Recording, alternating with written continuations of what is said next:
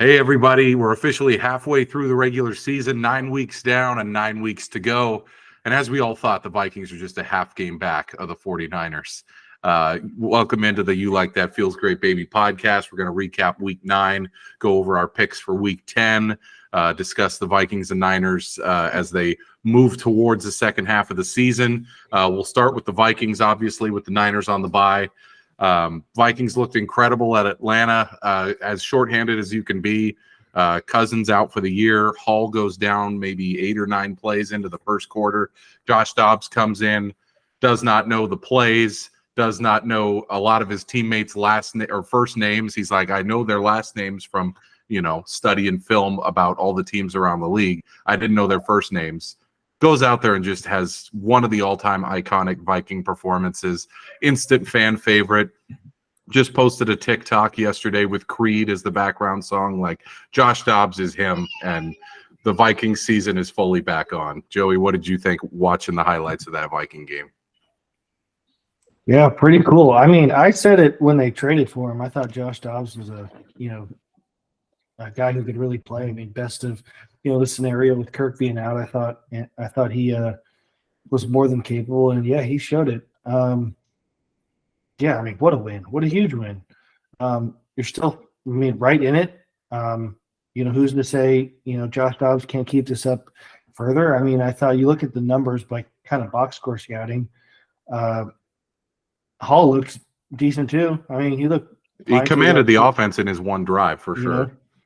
Yeah, he until he got concussed. But yeah, Josh Dobbs, I mean, feels like he has been on 8 teams in the last 3 years. But yeah, I mean, it's as good as it gets in football. I was like, I just watched the thing you sent me of the post game, and it's like, yeah, you wouldn't get that like in any other sport. I don't think like no some way. guy like I don't even if a guy was pulled off like some G League, B League team in the NBA, if he hits like a game winning like 3-pointer, like you couldn't get some of those like NBA players. But this guy is super important to the team. No, it's awesome. It's yeah.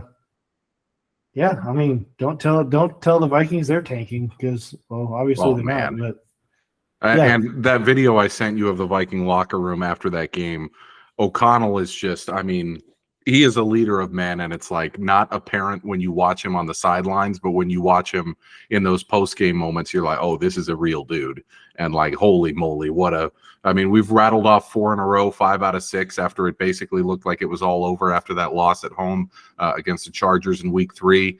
Everybody was ready to write them off. And I mean, I cannot believe how well the Vikings have played the last 6 weeks. Our only loss in that time frame was to the Chiefs, and we kept that within a score. So, I mean, really impressive. It's starting to feel like, maybe a little bit of team of destiny. I still think the ceiling is pretty low. I think, Josh Dobbs obviously gives us a running aspect that we haven't had at the quarterback position in forever, not since Dante Culpepper. So it's exciting to watch that. I think as he, gets acclimated more into the offense and Justin Jefferson comes back, I think sky is the limit. They probably could win the division if things break their way and Detroit struggles a little bit or Detroit gets injured.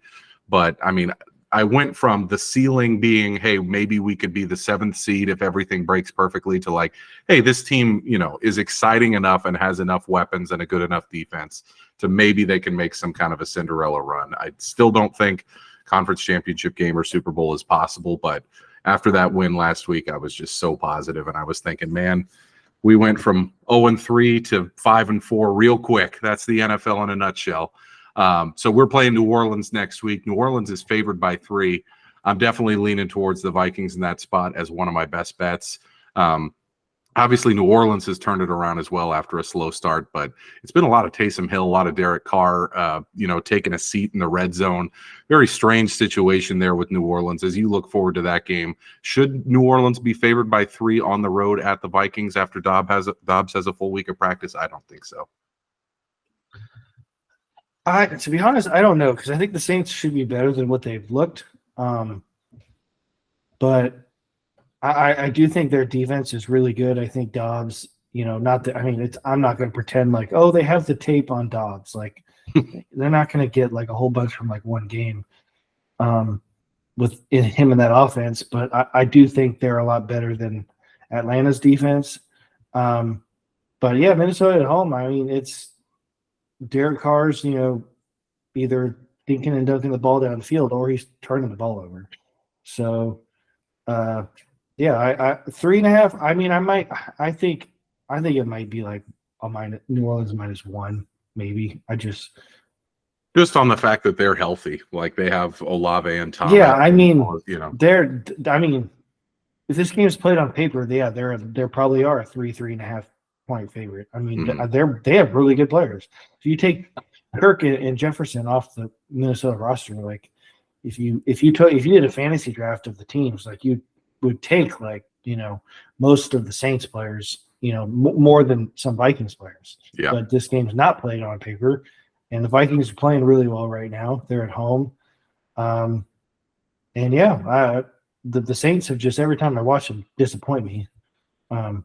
Yeah, they throw the ball deep maybe once a game, and it's like, what is the point of having all those explosive weapons if all you do is throw it 3 or 4 yards down the field, which I think a Brian Flores defense can handle that pretty well. So I'm looking at, the Vikings to definitely keep it close. Hopefully we keep it within the 3. That's definitely going to be one of my picks later. The Niners off the bye, getting healthy. Looks like Debo, looks like Trent Williams will be back this week. I mean, that would be enormous for a team that's really been affected by injuries the last 3 weeks. They're favored by 3.5 at Jacksonville. I think that's just a pedigree play right there. I think Vegas goes, hey, Shanahan with a week off with a fully healthy roster heading into Jacksonville, they're going to get the nod there. I think this is the best game of the weekend. Niners got to make a statement. They're healthy again. They need to feed Debo and CMC. Let the stars take over in this one because they should be able to beat Jacksonville in this one if everybody's healthy and playing the way they're supposed to. How are you feeling heading into week 10? Yeah, I mean, honestly, the first time I saw that line, I was pretty shocked because it's in Jacksonville. Granted, there probably is going to be a lot of Niner fans there. The Jaguars, I mean, 5 in a row, hottest team in the league. I mean, they're pretty good at home. And the Niners being a 3-point favorite on a 3-game losing streak just kind of shocked me. But yeah, like you said, I mean, still as bleak as it's looked. I mean, we haven't won a game in over a calendar month. As bleak as it's looked the last month, there's not a team I don't think the Niners can beat if they're healthy and playing well. Yeah, I mean, could they go in there and convincingly be? I'm not saying win by 3 touchdowns, but win 31-20 like in Jacksonville. Yeah, of course they could, but they got to fix the defense because Jaguars' offense is really good, and this defense is having a midlife crisis. It's been awful. And another good head coach quarterback combo, with Peterson and Trevor Lawrence. Yeah, I mean, we'll see what this defense looks like with the week at the bye.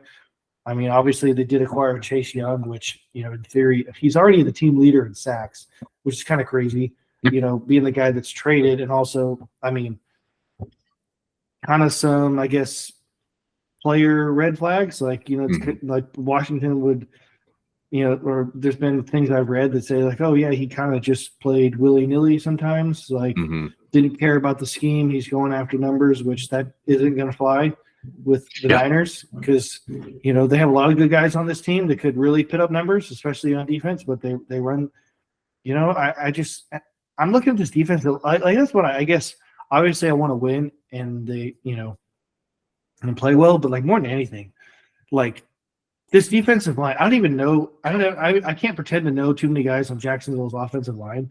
But like, can we go in there and get 6 or 7 sacks? Just get to Lawrence, for God's sake. Like, you mean to tell me like this line has Nick Bosa, Javon Hargrave, Eric Armstead, Randy Gregory, Chase Young, and like behind that, I mean, Javon Kinlaw's played better. He's not, but Kinlaw, Drake Jackson had 3 sacks the first game, and apparently that's all it's getting him. Like less playing time. They keep acquiring other edge rushers. Like, hit the quarterback. Like, and behind them you got Greenlaw and Warner. I mean, it's just like that front seven is essentially unstoppable when It they're should playing be the their best unit in the league. Any But position. It it's should not. be. I mean, they got to get there. They got to have a few meetings at the quarterback on Sunday, or it's full tire fire situation for Steve Wilkes in season 1 as the DC there. Like, especially with trading some draft capital for Chase Young, they got to get the most out of him as he enters a contract year. I think before the season, when we analyzed Jacksonville, we didn't really expect them to be this good. I think it's mostly because ETN has shown to be one of the 5 or 7 best running backs in the league, which we didn't expect. I don't think going into the season, he's been awesome. Christian Kirk continues to be great. Ridley's been really good. Evan Engram is playing like one of the best tight ends in the league. You'll have your hands full, but like statement game for the Niners. Like, have to have a few team meetings in the Jacksonville backfield. Like, they're going to give up yards. They're going to give up points, but like make some plays. I mean, that's the thing. It's like we're giving up all these plays and stuff, but like, I mean, a sack, like a pick, like, I don't know. A strip sack for Bosa, like we saw his brother do twice on Monday Night Football last year. I mean, you just watch him and it's like 1-2 steps and, the bend around the tackle and we're at the quarterback. The guys on this defensive line, like, where are those plays? I'm so tired of people saying, he's getting the ball out quick. I'm not watching the guy snap the ball, not take 1 step and just chuck it. Like, they're taking 2-3 seconds, I mean, yeah. Or even when these blitzes, like Steve Wilkes is blitzing more. Where that's the thing they do. We'll bring 7 and like not get there. Yeah, the last 2 games before the bye, Cousins and Burrow left that game without any bruises. So it's like, man, you got to – I mean, this is a put up or shut up, not only for, Chase Young and some of those guys other than Bosa on the defensive line, but a put up or shut up for Steve Wilkes because he's firmly on the hot seat. I'm kind of shocked there wasn't a change. I'm going to be honest. I especially with throwing him under the bus after the call against, the Vikings, the end of like the one that, Shanahan, publicly said, yeah, he messed up. Yeah, it'd be very interesting. Very interesting. I think the offense will play well. I mean, the guy's getting healthy. I think the offense will play well. I still to this day I've rewatched the games. And Purdy, I think he's playing better than he did last year. It's just the problem is his worst plays are way worse. Yeah, I don't think there. It seems to be, especially with the Vegas odds makers, they have no lack of confidence in Purdy and the Niner offense. I think any adjustment they've made over the last 3 games to the Niners power rating has been, like you said, the pass rush is just not getting there. But they expect this to be a relatively high-scoring game. Definitely going to be the best game of the weekend there. 5-3 Niners, 6-2 Jags. Thursday Night Football. We won't give this more than a few seconds. Probably the worst primetime game in recent memory. I remember there being a Jacksonville, Tennessee one from 7 or 8 years ago that was like this. Carolina at Chicago. Chicago favored by 3.5. One of the worst ever. I mean, Bajent probably, Fields maybe against Bryce Young. We'll talk a lot about Bryce Young and the Panthers later, but that game is just not on anybody's radar. Indy at New England. This one's actually in Germany. Indy's favored by 1. Last week's Germany game was obviously great. We got to talk about that one since both the Chiefs and Dolphins are on a bye. Great game, much more low scoring than people were expecting, but looks like the Miami and Kansas City defenses are actually pretty legit. After watching that game and some of the other ones from last week, Kansas City's fine, right? I mean, the Dolphins are unable to beat the top teams, but like any worries we had about Kansas City are basically out the window. Yeah, I mean, I think if I were to do power rankings, I probably would have them 1. Yeah, I mean, it's the best head coach quarterback combo in the league. You could argue maybe ever. I know Belichick and Brady, but I'm going to go with that was mostly Brady. Yeah, and their defense is really good. Like whatever offense is falling off for them, which I still like, give Andy Reid, a week, that extra week, because sure looks like they'll get the 1 seed potentially in the bye, and all those games are at home. Give me in Arrowhead with Mahomes, Andy Reid, and extra rest Right now, it's just them and Baltimore right now, I think, for the 1 seed. It's between those two. Yeah, and I mean, I don't know. I haven't lined up their schedules exactly, but I'm assuming Baltimore plays a tougher schedule just looking at their division. So, Yeah. You don't get to play the Raiders twice. If you're Baltimore. Raiders are a 1 week wagon. Absolute wagon last week. We'll get to that later. But yeah, Chiefs are my main thing is Miami. Miami against defense good played teams. better, but it wasn't pretty on offense. The Chiefs defense, I think, manhandled.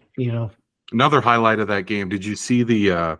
I can't remember if I sent you this or not, but the very first play of the game was a false start on Miami, and they panned to the referee, and it's the first NFL game in Germany or whatever. Oh, and he goes, stop offense, and I was like, freaking love it. I love when the refs like get into it like that. Like, tip of the cap to the ref in that game. That was really funny.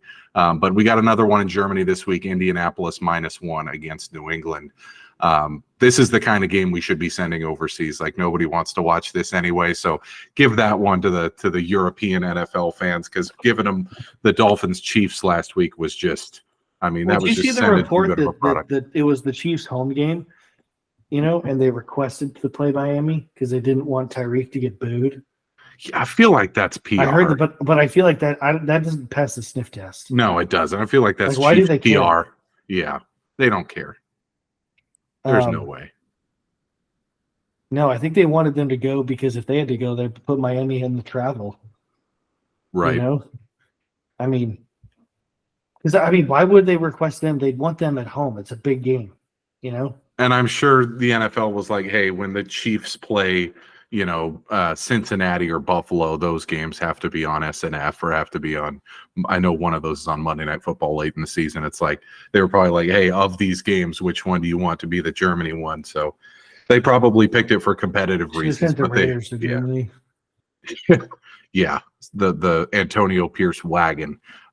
Any thoughts on Indianapolis versus New England? I like Indy in this game just because I feel like that defense has been playing well. They're a better roster. James Eichen is. I like Indy in this game because they're playing the Patriots. This is as bad as the Pats have ever been. It's really crazy to watch. How did they beat Buffalo? Yeah, I will never know how that freaking happened. That's just, that shows you how big the Buffalo tire fire is that they could lose to this version of the Pats. Let's start with the 10 a.m. games. This is the best one of the 10 a.m. time slot other than the Niner game. Baltimore hosting Cleveland. Baltimore's favored by 5. I think they're Super Bowl or bust now. I think I would probably have them third in my power ratings. Jackson is the co-front runner for MVP right now with Jalen Hurts. It's pretty unbelievable what they're doing. They've just stomped 2 likely playoff teams in a row in the Lions and the Seahawks, both of them 30-plus point victories. Anybody playing better than Baltimore right now? I don't think so. No. Playing better right now? No. They look fantastic. That was obviously the game. That was the game on here in the morning because that's so cool. The Niners have a bye, right? So we get all, there's no regional blackouts. Mm-hmm. So we got Seattle, Baltimore in the morning, and then obviously Dallas, Philly, and then the night game. But yeah, no, Baltimore looks really, really good. Lamar Jackson looks as good as he's ever looked. I was only a little bit down on them than most people because I just never believe he can stay healthy. But if he stays healthy and plays like this, they could beat anybody. And they didn't really ask much of him. They ran for 298. Holy shit. Yeah, this whole thing of oh, look at this different. I'm like, it's really not that different. From the Greg Roman offense? Yeah, it's maybe stylistically a little different, but he's still throwing a lot to Mark Andrews. Odell Beckham, I think he has first touchdown of the year or first, he's been. Yeah, Lamar threw for 187 in that game because it was mostly over at the half, but he's just spread the ball around. The thing I think it's now 17-1 his record against the NFC. There's teams who don't see him. I know the Niners played him his rookie, or not rookie, but his MVP year in Baltimore. It was a Super Bowl year. Yeah. Niners played him tough, but ended up losing on a game-winning Justin Tucker kick. Yeah, that was the year they went 14-2, and Lamar won the MVP, and the Niners went 13-3 and got the 1 seed. That was like the game of the year that year. I remember that one, and he looks as good now as he did then. I don't think they're asking as much of him now as they did back then because he was, fresh into his second season. Now he's a little bit older. He's got a big contract, so they're leaning more on their running backs. I mean, when you run for 300 yards on any NFL team, much less the Seahawks, who are probably going to be a playoff team in the NFC, holy shnikes. They are. I guess the good thing, if you're a Niners fan like I am, Seattle not being able to stop the run directly correlates with the Niners. You played them twice. I thought Leonard Williams was a great pickup, and then they just ran for 100,000 yards against Baltimore did. I thought Bobby Wagner too. I'm like, okay, Leonard Williams. They had Bobby Wagner. I was like, they'll really fix up their run defense, and it's not. It's going to take some time to get that right. They have Washington this week, so not a terribly tough opponent, but they, much like the Niners, have that brutal schedule that starts in late November or mid-November. They play, obviously, the Niners twice with Dallas in between that. Let's look at some other games in the 10 a.m. window. Houston at Cincy. A couple things I wanted to talk about here. Cincy -7 against Houston. It feels like a lot of points going up against the unanimous rookie of the year, CJ Stroud. I wanted to ask you, Puka had a run. I thought Puka Nacua. Yeah, poor Puka Doncic. Yeah. I mean, he through 5 or 6 games, it was like, oh, no one could possibly take this from him. CJ Stroud has taken it from him with his 5 touchdown, 470-yard performance last week. Is he the best rookie quarterback you've seen since? I wrote down a few names: Luck, RG3, Cam, and Marino. Statistically, I mean, who could have thought going into the season there'd be a guy with 15 touchdowns, 1 pick, number 1 passer rating in the league, and it's a rookie. My thing is, it feels like he has a lot more than 15 touchdowns. I believe he's had a couple rushing. He looks fantastic. I mean, I was thinking about this. Sometimes teams are just things in sports, you get rewarded. And I feel like the Texans, granted, Deshaun had his thing, I guess, the owner, whoever the Texans, he's basically this, he hates black people or whatever. Deshaun was like, this, I'm never playing here, but it's like, Deshaun, seems like it's come out that you might have had some questionable behavior.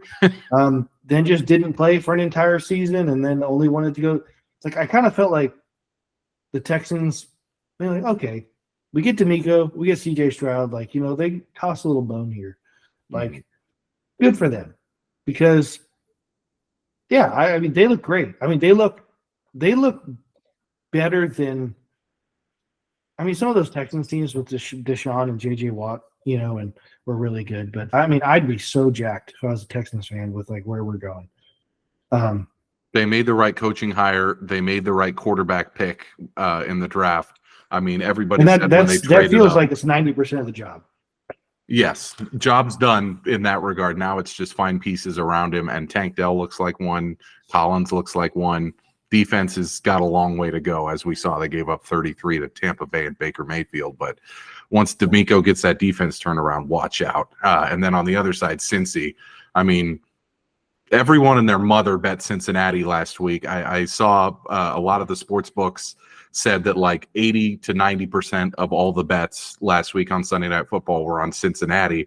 Apparently, all the professional bettors were betting Buffalo in huge numbers, which kept the line under 3. I think it eventually closed at Cincinnati -1. Anybody who's watched football this year knew that wasn't going to be a Buffalo game. Eye test says Cincy is back, Burrow is back. Easy win for them on Sunday Night Football. They looked amazing.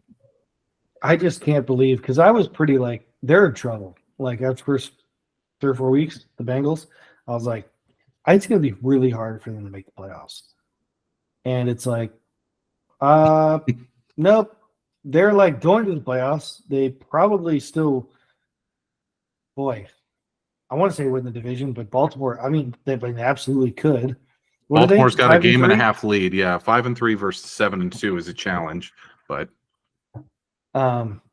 do they play in once more? Or once twice? Baltimore already beat Cincy. Yep, that's right. Yeah, so they're at least making the playoffs, and I wouldn't want to play them. Well, if they're the 5 seed and you're the 4 seed in the AFC, say it's Jacksonville or whoever. Who would be like because like Jacksonville is gonna like probably beat up on their own division. Well, say say Kansas City's the 1, Baltimore's the 2. You would think at that point then maybe Jacksonville would be the 3 with how easy their schedule would be. Miami? And then no, because it would be Miami at the 4, and oh my God, they would not want to see the Bengals come to town. They're like, yay, we get to play like Buffalo or the Raiders or the Chargers or whoever. No, look out! It's going to be really important down the stretch for those teams vying for the 1st, 2nd, and 3rd seed to avoid Cincinnati because they are a wagon right now. Yeah. No, the AFC is loaded. I thought the NFC, like you put them on like Niners, Philly, Detroit, but like, because I thought Seattle would be better like than they are. Like they're winning. Like I thought Seattle, Dallas. I mean the Niners. I mean I thought they would be better than they are the last 3 weeks. Like, but you put Seattle like right now, 5 seed technically right now against the Bengals. I know Seattle. Didn't Seattle beat them or the Bengals? Bengals did. Bengals won that one, yeah. Like I feel like if they played on a neutral site right now, it's not close. Yeah, the AFC. I mean, just because of the quarterback situation, it's so much. And like Detroit played Baltimore, got rolled.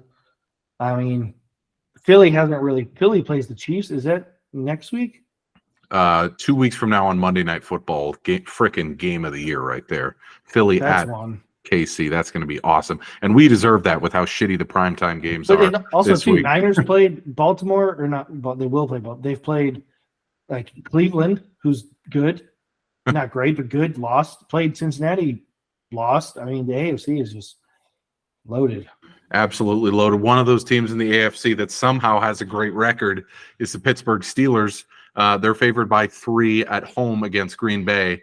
The only way that the Packers can be in this game is if Matt Canada keeps them in it. Like the Packers suck. Like when they played the Vikings, I just got a firsthand glimpse of, hey, this is the first time in damn near 30 years, my entire Viking fandom, where the Packers just flat out are terrible at football.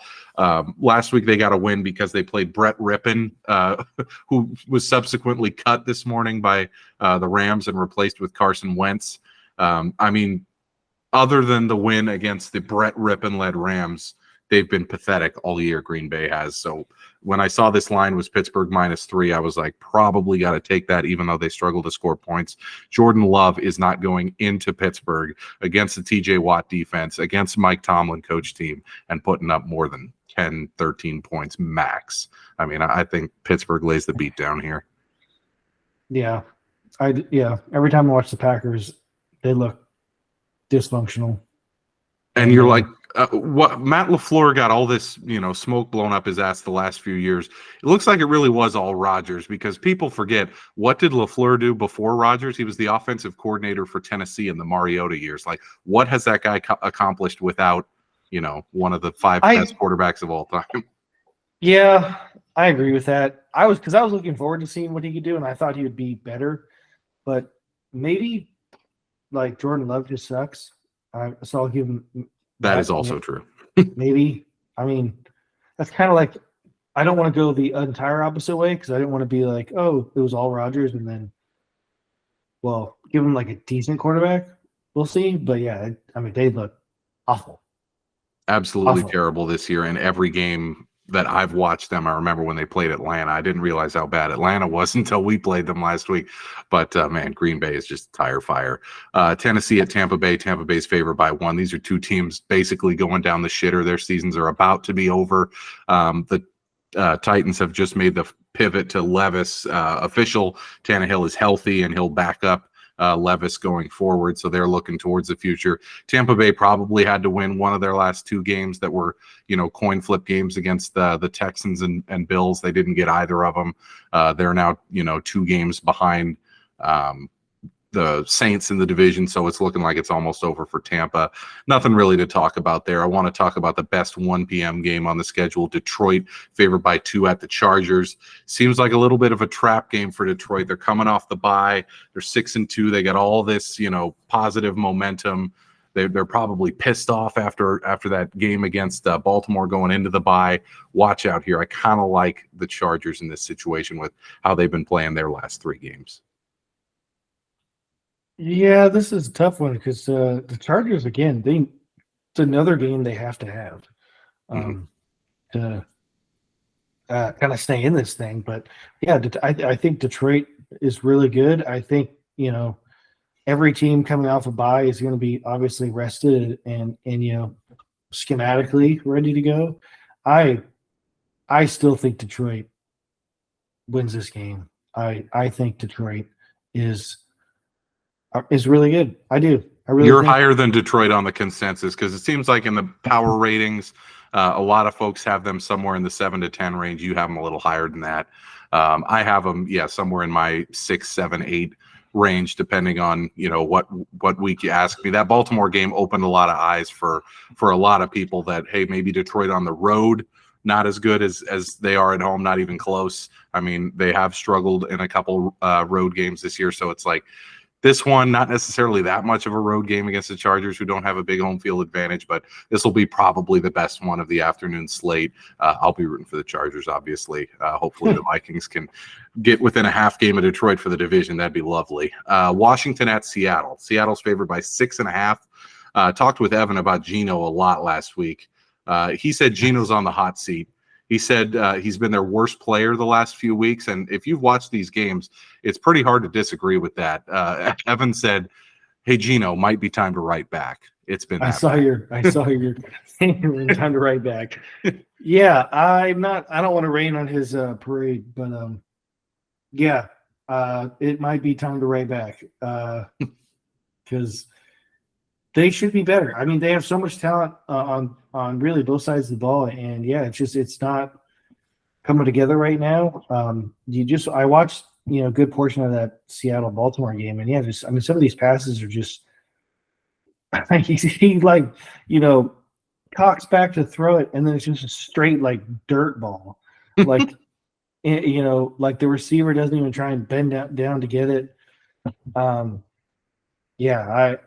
your point, is what do they do? Look at their offense. Okay, you have Lockett, Metcalf, JSN, Walker, Charbonnet, and then on defense you have Reek Woolen, who's an All-Pro, Witherspoon, who's going to win Defensive Rookie of the Year, Hall of Famers and Bobby Wagner there.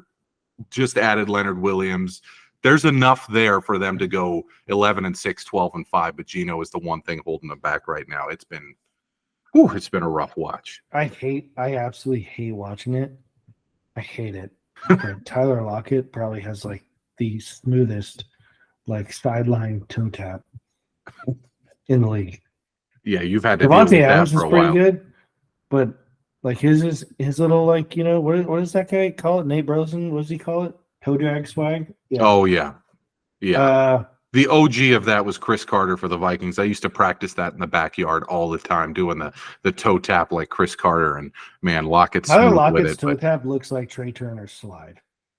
It's just like, wow. Also, there's these. Have you seen these compilation videos of Tyler Lockett making catches and not getting contacted? Like he is the world's best at just catching it and getting down. I saw that, but I saw it from the perspective. It was like this. Not I don't want to say angry or bitter Seahawk fan, but he was upset.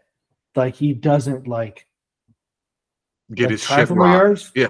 Because he assumes he's just out here for himself. He was coming at it from the point of he was in a contract year and he's just not taking any hits. And I noticed it too with the Niners. He'll catch it and then just take a knee. Yeah. I'm he's already sliding as he's catching it. You're wow. It does look weird, especially because I have, I love the Niners are the opposite. I'd be you should probably go down by now before you fumble the ball. And Debo's no, I can get one more yard. Yeah, I'm gonna crack my shoulder. We need you. Yeah, no, I saw it because I saw it in the playoff. They played him 3 times last year. Saw it in the playoff game. I'm like, okay, I miss playoffs, but so weird. But yeah, Geno's got to get him the ball. I mean, I have Lockett on a couple fantasy teams, and he's just not getting it done right now. Just because Geno's not getting the ball out quick enough, he's not getting it what on does time. Evan say? What does he say? Like, what do they got? What do they? Is Drew Lock the answer? You'd be hard pressed to find somebody who would say Drew Lock is the answer to any question, but he can't be any worse than Geno's been the last 3 weeks. Like this team Like, probably should be 4-4 or 4-4 or even 3-5. They got very lucky in the Cleveland game to get that win. Last week they got absolutely spanked. It's like, is Drew Lock better than Geno? Probably not, but maybe making that change would help. Clearly Metcalf and Lockett are frustrated as hell. Lockett doesn't show it. Metcalf shows it big time with his personal fouls, his frustration.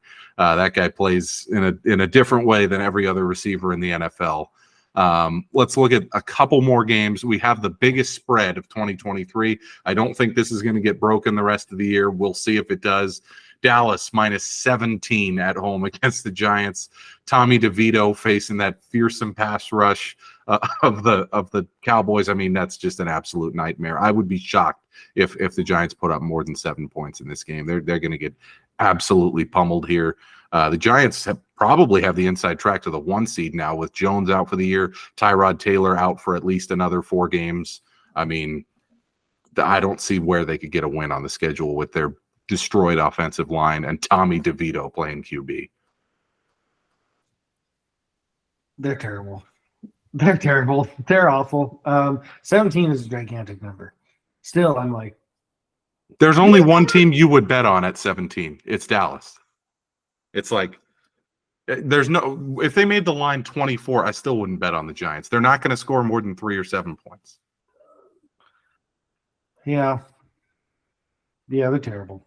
This is the perfect game for Dallas after that, nightmare end to the game last week against Philly. They played well. They should have won it. I mean, they were. What did they? I give Dak a lot of crap. Dak played really well. He played great. He got them down to the 6 yard line. Other than that, he stepped out of bounds on the 2-pointer a little early. Yeah, that would have kept them in. Made a great play on that one that the dude caught and was down at like the 2-inch line. That was another one I wanted to talk to you about. This is I saw a lot of debate about this. So the rule is in that one, like obviously he catches it and he's short of the goal line by a couple inches when his knee hits the ground. But if he catches it, his knee hits the ground, like say it's in the end zone, but then as he falls, he drops it. They're like, oh, you didn't complete the play. So I'm like, you can't have both of those things. It's either. It's funny you say that because I have thought that similar thing, but not on that specific play. But like the toe tap. Like, and I specifically saw Tyler Lockett do a toe tap. Like, how if you step out of bounds, like your whole foot, like if any part of your foot touches out of bounds, like you're out of bounds. Yeah. Like then why on a toe tap for a catch can you put your pinky toe on the turf and everything else goes out of bounds? Because all you do is just boom, spike it into the ground, right? Right. And then like when you actually put your foot down, it's out of bounds. That's another good point. It's like there's these gray areas that he got 2 feet in. I'm like, no, he really didn't. Like he got 1 foot down and then tapped his big toe and then put his foot out of bounds. And this whole thing of completing the play, it's like, when does he have possession? There was this one in the Vikings Atlanta game last week where the guy for Atlanta, I can't remember the name, he was like their 4th receiver. He catches one right on the pylon. Clearly both feet are out of bounds, but they're like, hey, the second that the ball touches his hands, both feet are in bounds. I'm like, it's the second it touches his hands, he still doesn't have possession. He has to close his grip and like bring it to his body. And of course they called it no touchdown after that. But I was like, there's all these gray areas. I thought that one for the Cowboys, that specific instance, it was like, well, if it's not a touchdown if he drops it in the end zone, and it's not a touchdown if he catches it, but he's not in the end zone yet. Like, how do you rule that? Like, I don't know. It's there's so many different situations like that come up in the NFL on a weekly basis, and it's like there have to be more specific rules in the rule book with how good the cameras are now. Couple more games. Atlanta -1 at Arizona. This started at Atlanta -3.5. Kyler Murray is back. James Conner is back. Arizona possibly looking a little bit better than they did at the beginning of the season. My big takeaway from this game is Atlanta is unfathomably bad. After watching them last week, Vikings had a quarterback who barely knew the playbook, who was playing backyard football for 3.5 quarters, and they beat Atlanta. They probably should have beat them by more. There was a couple crazy plays where Atlanta drove in the fourth quarter for that, what they thought was a game-winning touchdown, that were just, bad calls or, ridiculous luck plays. And I was like, man, Atlanta is just so bad. How are they 4-4 coming into this one? So if I were to bet on anybody here, it might be Arizona. I think Arizona might be like the best 1-18 or 1-17. And I think they're pretty decent. Especially getting Kyler back. James Conner was a big guy to get healthy, obviously. But yeah, Atlanta is a team going nowhere. I've seen a lot of Arthur Smith kind of like, what are we doing slander? Slander. It's kind of like a lot of the slander is coming from his dad is worth $6 billion. They're like, why are you a head coach in the NFL? His dad is the founder of FedEx.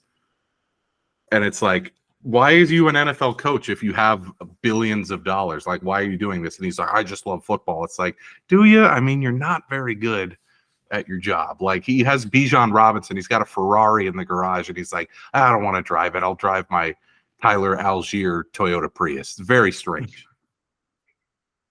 Yeah, I mean, it just makes me think, like, was he in on the Bijan pick? I mean, they took him very high.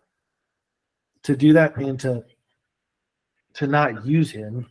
I mean, like 8th overall for Bijan seemed like a little excessive at the time. But I mean, if you're not going to end up using him much, very odd choice. And he must have had a headache. Yeah. What in the world is Arthur Smith doing? I feel like he is on the hot seat all of a sudden. Going into the season, they were like, hey, this team could win the division. They still can, but I mean, what an awful performance last week. Heineke was fine. I just thought the play calling and the defense were a disaster. Here comes the slate of the worst Sunday and Monday night football games we've had in a long time. Sunday night, Jets at Raiders. Now, the Jets just cannot move the ball, period. This is now, I don't know, the 20th game of Zach Wilson's career. All of them, he just can't move the ball. We've established that.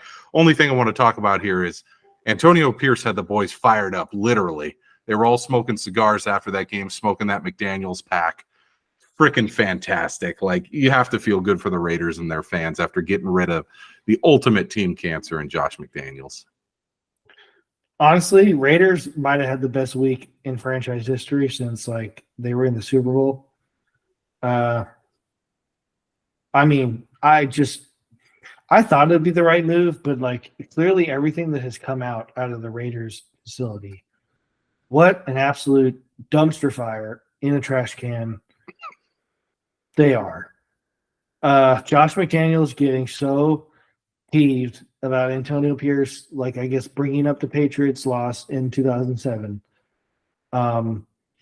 The team clearly hated Josh, but the whole thing too. And it's like, they fire him, they fire the Patriots, GM, they bench Jimmy. They're like, dude, we are so sick of the Patriots in this building.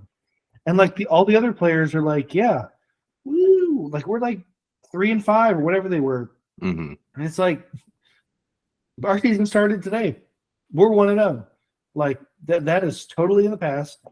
I mean, I don't know if Antonio Pierce is going to get the job eventually. I don't know how good of a coach he is. I mean, but the best thing he could say about him right now is he's not Josh McDaniels. Absolutely. And, for a guy too, that I think Mark Davis had a great week. I know he's going to pay $1 billion to two coaches who are not coaching the team, which is not good. But I mean, did you see Pierce had all of the practice squad players on the sideline in uniform? They weren't eligible to play, but he wanted them to be there. First time a coach has done that, in supposedly like 2 decades. Part of the team? Yeah, he was just like, everybody here put in a hard week of work. They deserve to be out here. And like everybody's like, oh shit, this guy is really just like the ultimate players coach. Well, I assumed they were out there. They just just in general, like where are the Vikings practice squad players? I believe practice squad players do not attend the game unless they, want to sit up in a booth or something. But this was the first time, I guess, in over a decade or maybe more than 2 decades, that an entire team's practice squad was like on the sideline in uniform. They weren't eligible to play. Like people were saying, helmet hey, and pads on. Yeah, but no helmet and pads, but like he was like, hey, we are a team. We're all coming out here. And I was like, I love it. He was smoking a cigar too. I mean, like I love it. I thought maybe I was totally wrong. I thought practice squad players were like on the team, like they just like game days, they just wear like, the Nike like jacket and like a hat. Or something. What I heard was that it's just not common that you would have your entire practice squad there. But he was like, "We are one unit," so I'm a big fan of what he's doing. Oh, I would do that. Yeah, it's like Rich Bisaccia all over again. They're like, man, this team could have one of those, Cinderella runs in the second half where it's more out of spite than anything. So watch out for the Raiders in the second half. I kind of like them plus 1.5 on Sunday night. Definitely can't take the Jets there. I can't believe I bet on the Jets last week. What an idiot. Denver at Buffalo on Monday Night Football. Another just a stinker of a game. Buffalo favored by 8. Buffalo's in full-blown crisis. We'll talk about that in a little bit. Let's head over to Joey's Jack and the Bum of the Week. We got a few great candidates this week. I had Mark Davis on the list just because he's now on the hook for $85 million worth of contract. That is a bummer. That is a lot for, I believe it's still has to pay off Mayock, still has to pay off a little bit of Gruden, and then obviously has to pay off McDaniels and Ziegler. So, but hey, the Las Vegas Aces are what are they back-to-back champs? So he's probably raking in the dough for all that, right? He must be. Don't want to look at the WNBA financials. I mean, just in general, like he's got to be. Think about this. He'll make it up in people giving a shit now. Oh, did you see there was a bunch of Raider fans wearing or they had either T-shirts or signs that said like, thank you, Mark. They were just like, thanks for getting this asshole out of our team. But I put him on Jack and the Bum of the Week candidate because he was the guy that hired all those Patriots guys. Yeah. Oh, yeah, he could. I mean, total disaster there that he has to pay $85 million for guys to not coach his team. So poor hiring led to that. Geno Smith is on the list as well. He's just been bad for 3 weeks. He put the Seahawks behind the 8 ball last week, basically from the get-go. Within the first quarter, he was already a turnover machine and just was not getting the ball out on time to keep them competitive in that game. I thought he was awful. Josh Allen, obviously, clunker again in prime time. His weekly "what in the world are you doing" interception happened again. And then one more guy that I wanted to add to the list. There is a coach out there. Let me give you his stats and see if you can guess what coach this is. 74-86 lifetime record in 10 seasons with 2 playoff appearances in those 10 seasons, which resulted in a 29-9 loss and a 47-17 loss in the playoffs. So that's it. 10 seasons, 74-86, and then 2 gigantic playoff losses. Who do you think that is?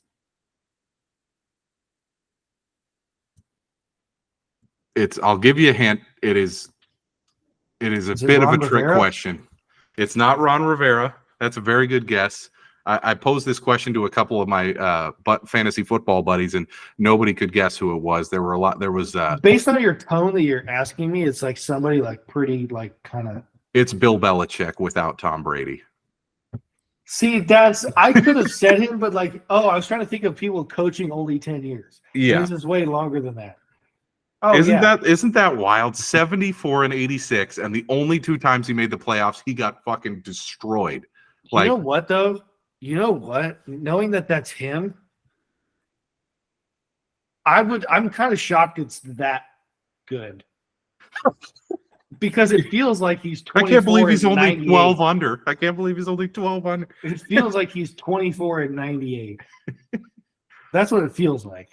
It's pretty insane. I saw that stat and I was like, I got to talk about this on the pod. But we're talking about the Jack and the Bum of the Week this year, not of the year. So who do you have for Jack and the Bum of the Week? Yeah, great candidates. Again, you could put Belichick on here most weeks this year. A lot of times you could have put Mark Davis. I'm not ready to go Geno Smith yet, but it's not trending well because I don't think he has as bad a day as this guy. But my jack at the bum of the week is Bryce Young because it looks bad. Bad. And it's only looking worse when the guy picked right after you looks like the next Peyton Manning. I don't know.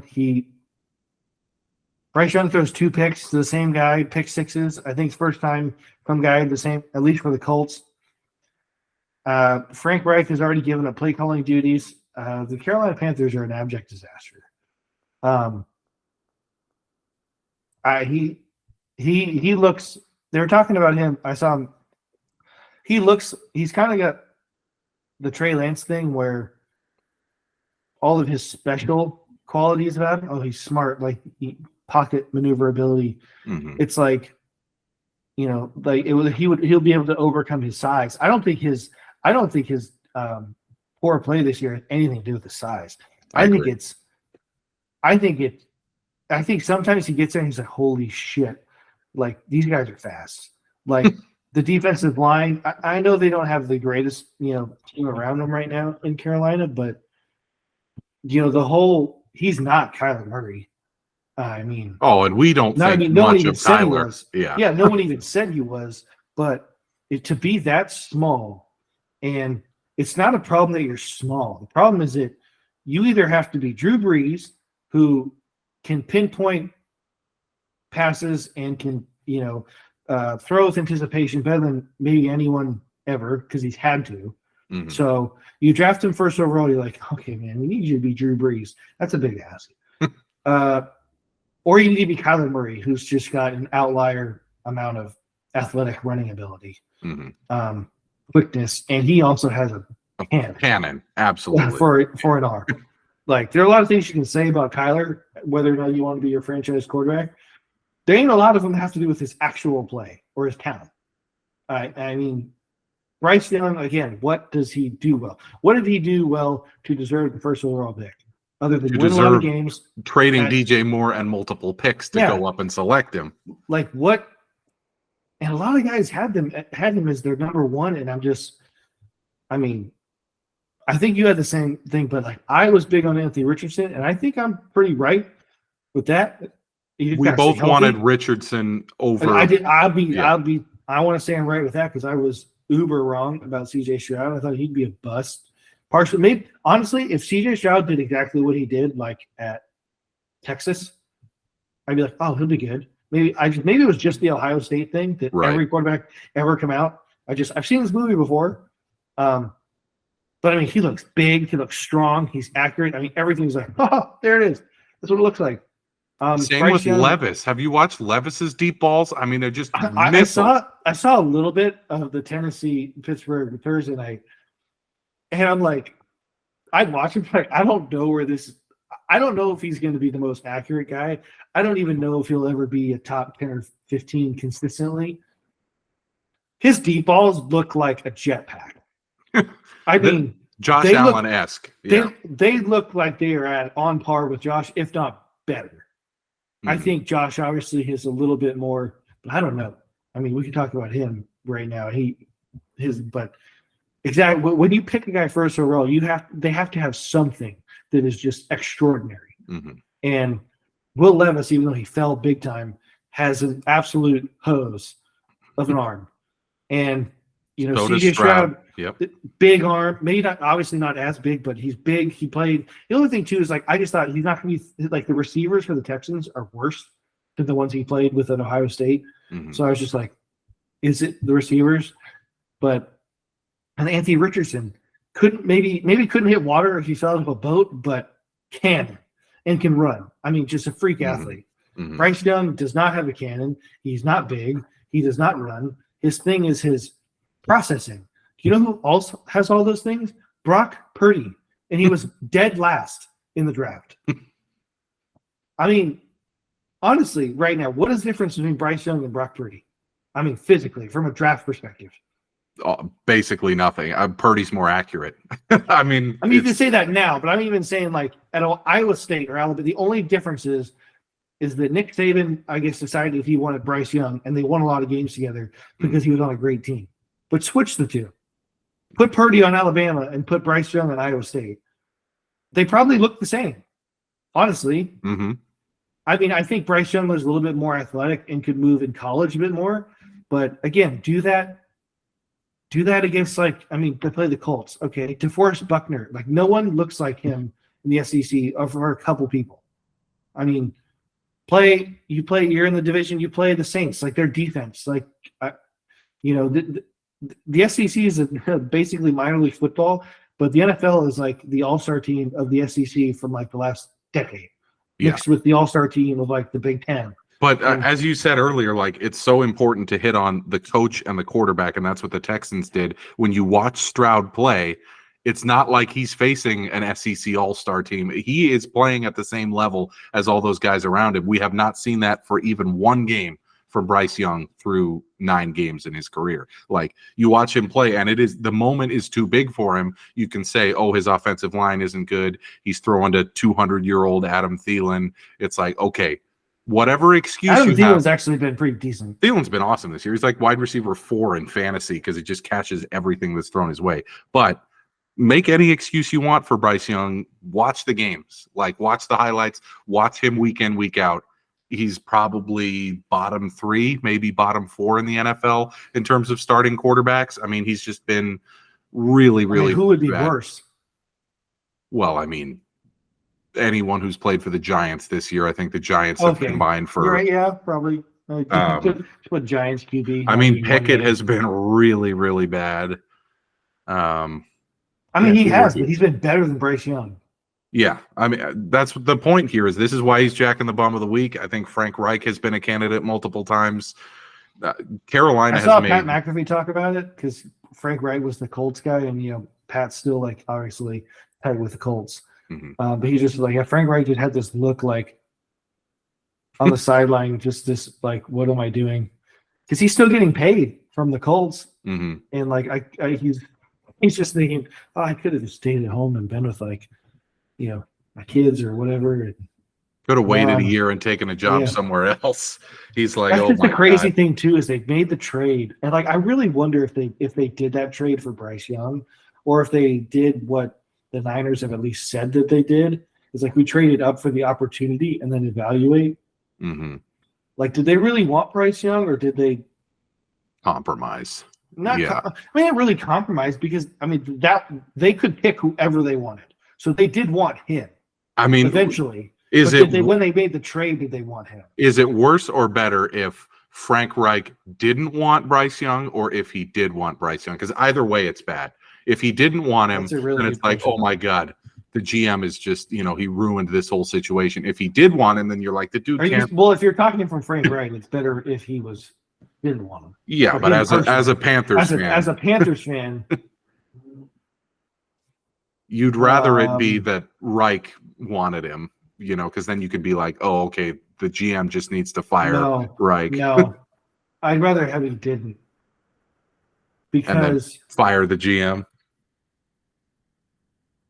Yeah.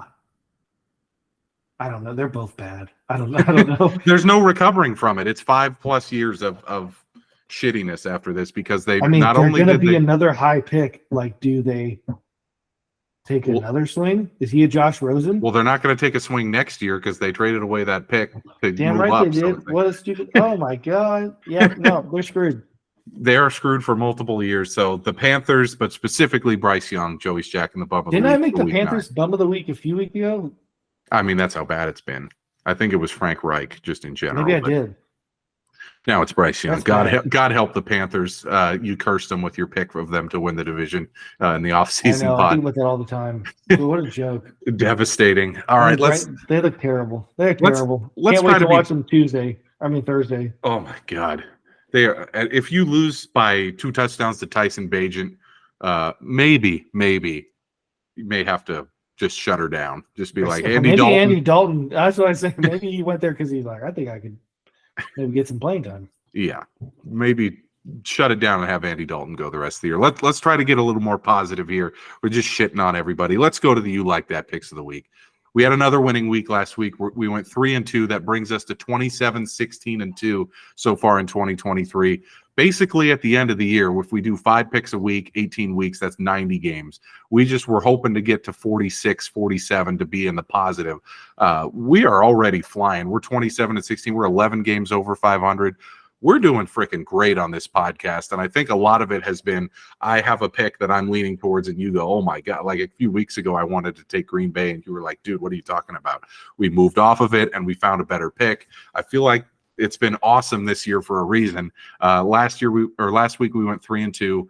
We had Kansas City -2.5, which got there. Houston -2.5. They won by 2. Their kicker was hurt. We could have been 4-1 if their kicker was healthy and just kicked an extra point to win the game by 3. But we will take that loss with a grain of salt.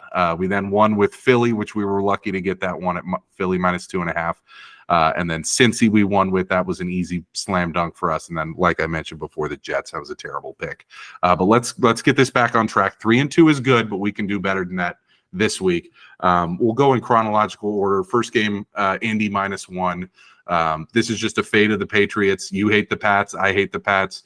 We've spent basically this whole season shitting on Belichick. This is a Shane Steichen is better than Belichick at this point pick right here. Like, I am not ashamed to say it. Gardner Minshew is better than Mac Jones. Yeah. Jonathan Taylor, DeForest Buckner. There's guys on that team that are just good at football, and there aren't on the other side. Give me Indy -1. There's going to be a lot of Feldstadt on New England there in Germany. I'm going to take the Vikings +3 as my second pick. I was surprised when this was 3. I thought it would be 1. You thought it would be 1. New Orleans is probably the better team on paper, but this whole Dobbs thing, it's feeling a lot like 2017 Case Keenum, where it's like, man, this team just loves him. They love each other. This is like one of those, we are going to stick together and either not necessarily win this for Kirk, but win this for our guys, win this for our team. Outside chance Jefferson plays in this one. Give me the Vikings +3. Baltimore -5 at home against Cleveland. I like Baltimore to roll here. I think Cleveland's been lucky in a few of these games that their offense has put up next to nothing and the defense has bailed them out. I don't think you can pull that off against Baltimore. I think Baltimore runs the hell out of the ball against them, and that's kind of the way you neutralize a Jim Schwartz defense is just run the ball. So give me Baltimore there. Here's one where I'm willing to move off if you want to move off of this one. Pittsburgh -3. They're at home against Green Bay. 3 points is a lot for a Matt Canada offense. Are you cool with me going Pittsburgh -3 against Green Bay here? I think the Packers suck. Packers suck. That's the whole pick here isn't that I think the Steelers are some juggernaut. It's that we're fading the Packers. They're packing it in, no pun intended. Disaster there in Green Bay. And then here's another one, Jacksonville +3.5. I thought this would be Pick'em or maybe Jacksonville -1. When I saw that the Niners were favored by 3.5, it opened at 3. It got to 3.5 earlier this morning. I said, as my 5th pick, I don't want to pick against your Niners, but I thought that's a lot of points for a team at home. I lean towards the Niners to win the game, but are they going to win by more than 3 on the road against a good offense? Give me Jacksonville +3.5 if that's okay with you. What do you think? That's okay. I'd just take a win if I was the Niners. Like, I mean, are the Niners even going to win the game? So to give them 3.5, yeah, I mean, I was shocked that it was Niners -3, 3.5, and yeah, I mean, betting wise, no, I don't have a problem with it. Do I have a problem with it if it actually like kind of happens? Yeah, I absolutely do. Yeah, that would be very bad. I mean, I guess it could work out if the Niners win by 3. The only other option that I would switch that to would be Dallas -16.5 or 17, just because I don't think the Giants are going to score any points, but you probably don't make a lot of money long-term betting. Honestly, the one I would do 17-point potentially, favorites. but I don't do it. I wouldn't do it enough for this, but Arizona +1. Arizona +1. You know what? Let's lock it in. We're going to switch to Arizona +1. See, this is why we do it live on the pod. Give me the Cardinals. See, but now that I don't know, maybe like did I just, No, I mean, see, here's the thing: is I liked looking at Jacksonville at that number, not because I thought they would win the game, but I thought the number was too big. I think Arizona could and probably should beat Atlanta. Atlanta was so bad last week. Like, I mean, there's no way. At home against Atlanta, getting those two guys back. Yeah, I mean, Let's do it. All right, there they are. You like that picks of the week for week 10 in the NFL. Coming off a 3-2 week, we think we can do better this week. We're 27-16-2 so far in 2023. Here are our picks. Indy -1 in Germany against New England. The Vikings +3 at home against New Orleans. Baltimore -5 at home against the Browns. Pittsburgh -3 at home against Green Bay. And then Arizona with Kyler Murray back +1 at home against Atlanta. Joey, it's time for your Feels Great Baby, your wildest take you feel best about currently. And this is what we texted about on Sunday night. Things are not looking so good up there in the home of the wing. Yeah, man. I Feels Great Baby take, and I don't even think this is that wild, is I think Buffalo misses the playoffs. And if you did the playoffs right now, which we're not, so this doesn't matter, they would miss it. They'd be the 8th seed looking at this year. Yeah, Pittsburgh would make it over them. Yeah. Which is wild because you do this, like, point differential, second best in the entire league, +80. Only behind Baltimore, who's +115. Damn. The Niners are third at 78, and then even Kansas City's at 65. Yeah. No, they're, I mean, hot and cold. It doesn't even describe it. It's going to hurt them too because their conference record is 2-4. Mm-hmm. So, yeah, they already have 4 losses in the conference, and then you go here, like you look at their schedule, it's brutal. I mean, that's what happens in the AFC. They face a gauntlet of quarterbacks. Okay, they get Denver. I mean, they should win, but okay. I mean, they're going to beat them. And then they get the Jets, which again they should beat them, but already lost to them. And then they go at Philly, at Kansas City, Dallas, at the Chargers, and then they get the Patriots, but Patriots already beat them, and then at Miami. That's 4 games where they will not be favored, which is, I mean, yeah. So they're horrible. I think they're 1-4 on the road, I believe, with all of those losses being in conference, which is a disaster for tiebreakers. And their road games remaining are they're 1-3 on the road. There are Philly, Kansas City, I mean, the Chargers, but again, Chargers are not. I mean, there'll be a lot of Buffalo fans, but still. And at Miami. So that's 3 where they will absolutely be the underdog, and then 1 where against the Chargers, I mean, who knows? That could be a pick 'em, maybe Buffalo by 1 or 2. Like, it's not. And like, are they beating Dallas? Like, I don't know. Dallas could go into Buffalo and win. I don't think Denver's going to beat them this week, but the Jets will play them tough. Yeah, absolutely. And they will lose to both Philly and Kansas City. I would be. Yeah, I'd be shocked if they won either of those on the road. No way. So that puts them at 10-7, 9-8, and that's probably not going to get it done in a good AFC, huh? Wait, here we go. 1, I think they probably lose. Honestly, 1. Give them the next 2, 3, 4, 5. Okay, fine. Give the next 2. So it'd be 7-4. 1, 2. Yeah. I think there's a chance they lose 4 in their last 5 games. Absolutely. I mean, at Miami. I mean, they're looking at like 9-8. Yeah. That's what years and years of being, picking at the end of the draft, spending a ton of money, having a tough first place schedule. It's all worn down on them, and Allen just doesn't look the same. They're just really not getting any better. Like, they look the same, Like Josh, I was kind of joking when I said it, but you were like, "Is Josh Allen good?" I'm like, "Yes, but no." And I'm kind of like laughing at that, but I feel like it's pretty accurate. Like he is good. There's no doubt. He's a top 5 to 7 is he a quarterback winning in the player? league. Is he a winning player? He has been to this point. Will he be now that he's a $50 million player? I don't think so. He turns the ball over too much. That worked. That worked when he was getting paid nothing and he had superstars around him, but not anymore. By the way, have you seen Von Miller? Guy needs to retire. Like, I saw him on the last. I haven't really noticed him, but I saw him on the last, like that Joe Mixon. Yeah. Von Miller had him dead in the backfield. And Joe Mixon goes whoop-de-doop. And yeah, Von Miller doesn't even touch him. Clearly he's hurt and not recovered from his injury, but it's like you see that a lot with Buffalo guys. Like this guy just clearly doesn't have it anymore. It's an I love it when roster. people say like they get players who are like past their prime, and they'll say things like the Buffalo Bills are trying really hard to win the 2016 Super Bowl. And I love those. Like Chase Young, I was like, that's cool. Are we trying to win the 2020 Super Bowl? Because that was the last time he was good. It's 2023.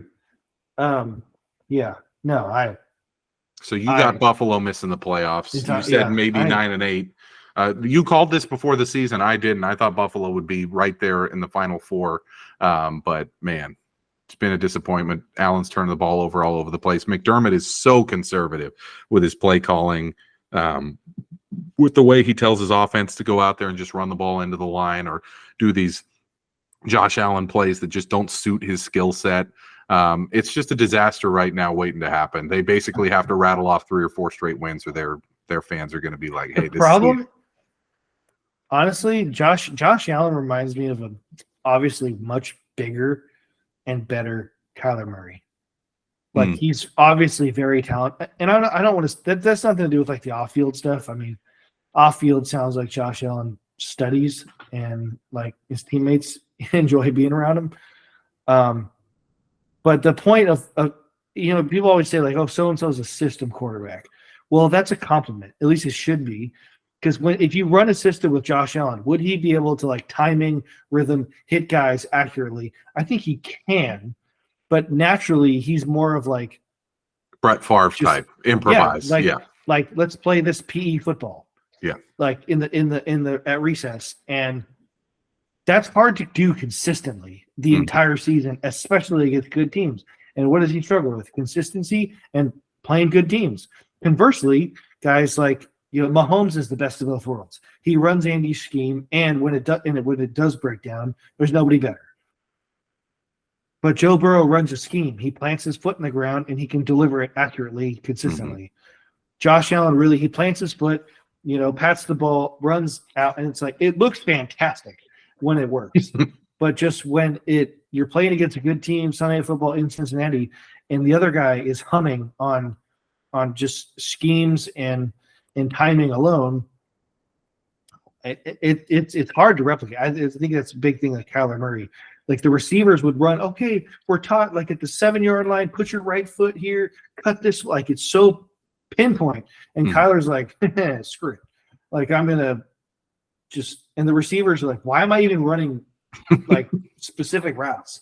Like we don't do anything on schedule. It's that top 1% of the top 1% athleticism that allows them to do this. And as you get older and as the team around you gets worse because you're so expensive to pay, that seems to be what happens. It's like that improvisation. Like Favre had a few years where it was like the Packers were not very good just because he was playing that style and they didn't have the horses to make it work. So I feel like Josh Allen is headed in that direction. The Bills probably aren't going to make a significant change at least.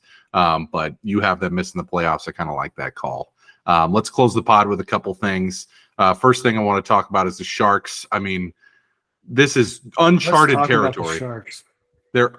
My note was that they're going to make the 08 Lions look like the 72 Dolphins. Like we texted this week that this could be the worst team in the history of the NHL. There is an outside chance this is the worst team in the history of the 4 major American sports. Like, what are they? 11-1?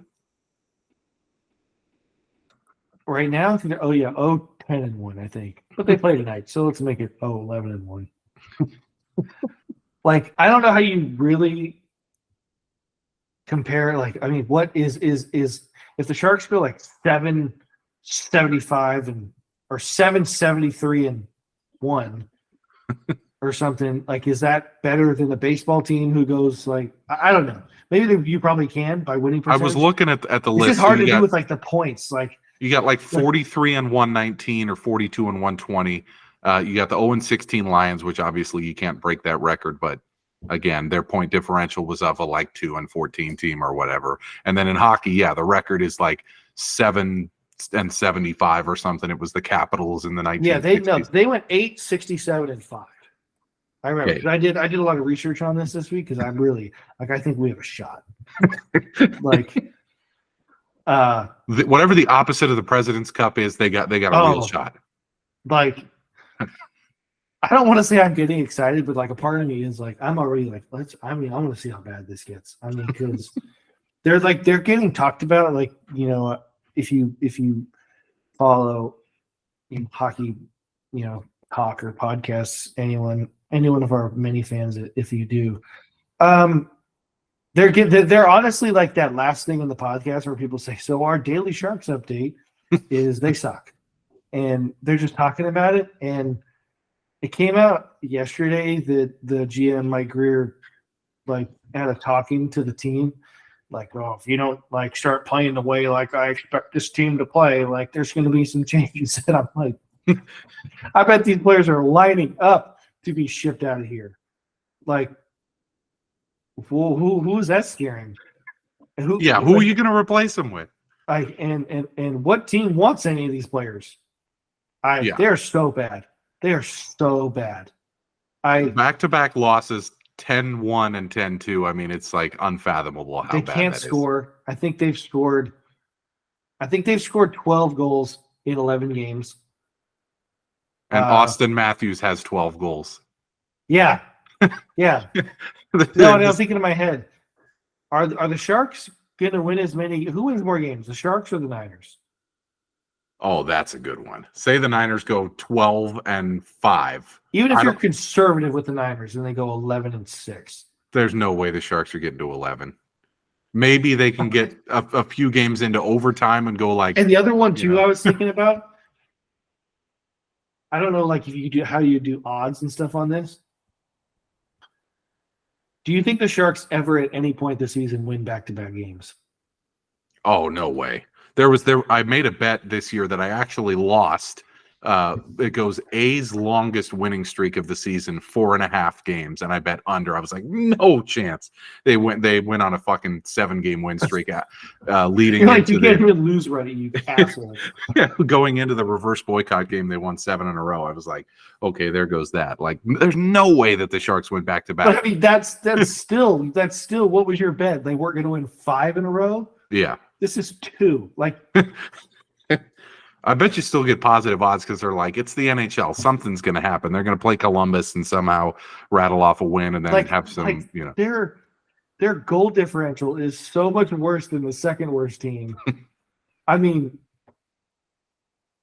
honestly, it's like being a fan of the 08 Lions or the 03 Tigers. Like, this is not only the bottom of the barrel, this is the bottom of the barrel in all of sports. Like, it's that bad. It's so sad what this franchise is. I heard this thing too. These people were talking about it, and it's my thoughts. Like right now, what I've kind of been texting.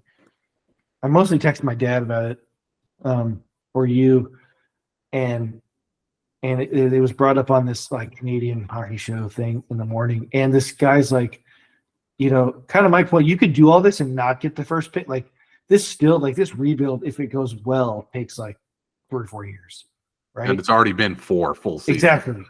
Which is my biggest gripe with this whole thing is like this shit should have started 4 years ago. Yeah. But we're delusional in the front office. But the guy's point is kind of like my point. You might do irreversible damage to your franchise and brand as See that poor girl with the sign that's like, it's my first ever Sharks game, and they brought it up. They brought it up too on the thing. They're like, first and last.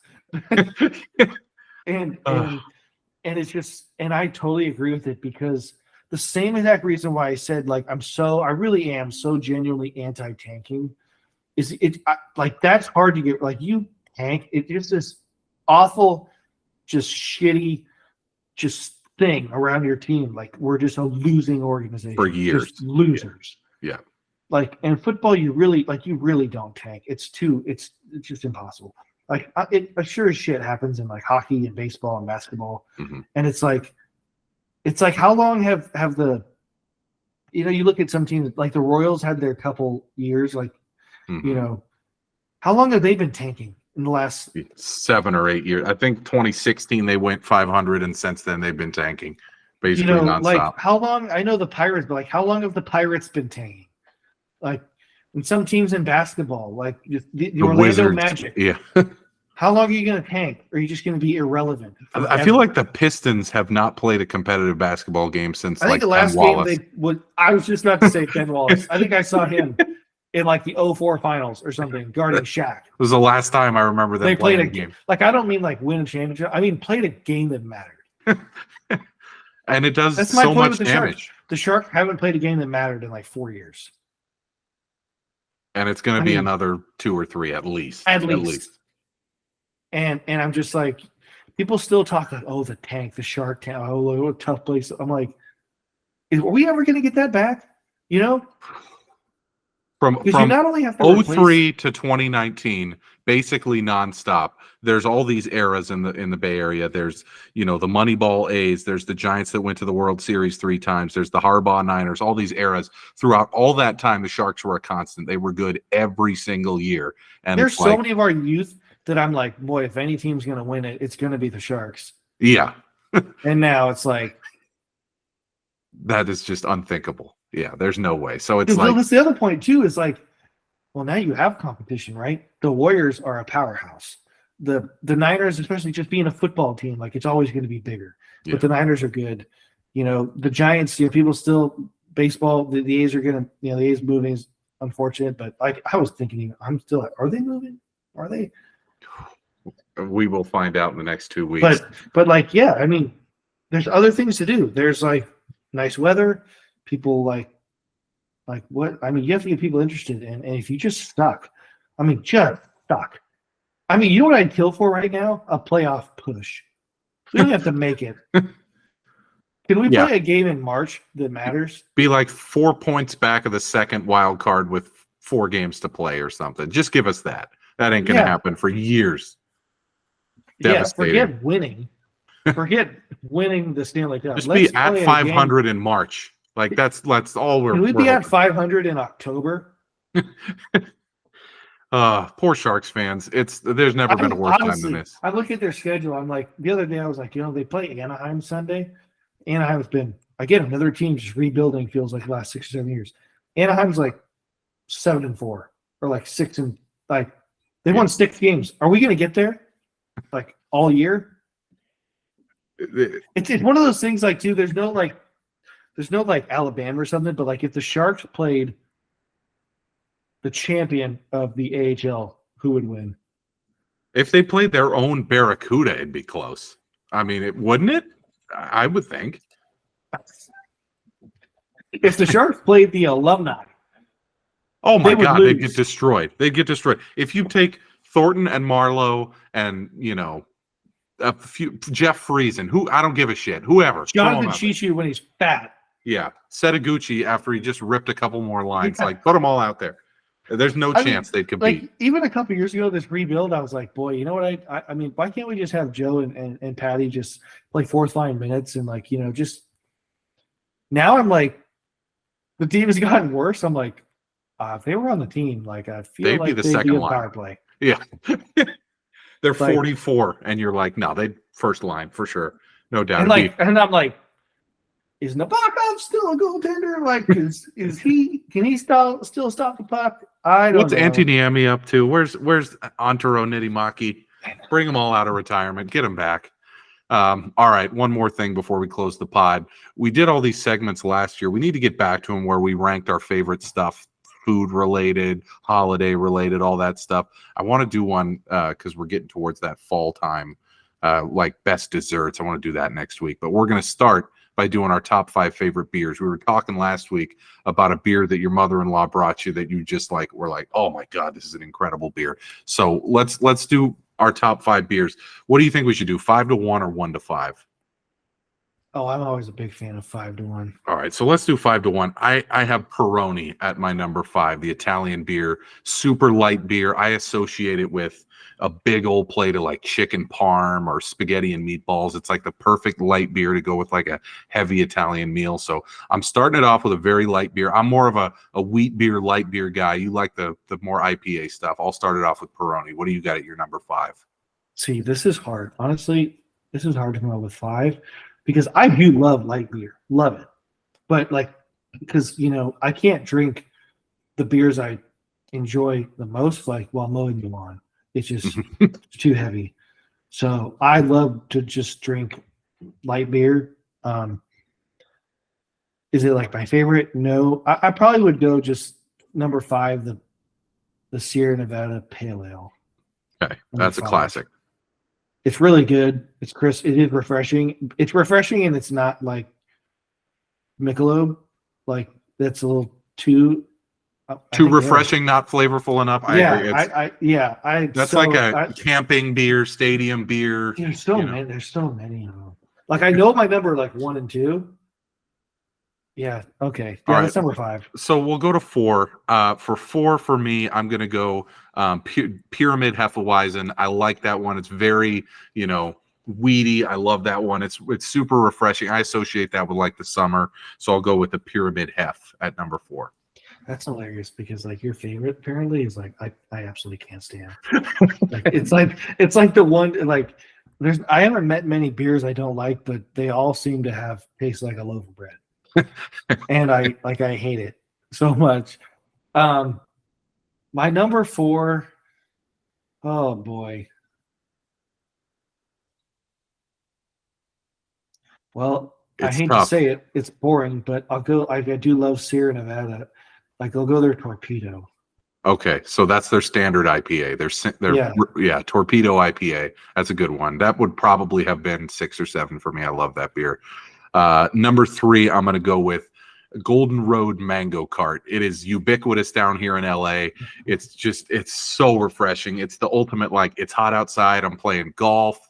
I'm at, some place that's got the game on and it's hot. You're outside, Golden Road Mango Cart, ultra refreshing. Usually at like when I've gone to a Dodger game down here, I'll get one of those 24-ounce tall boys of that and just, oh, so refreshing. That'll be number 3, Golden Road Mango Cart. What's your number 3?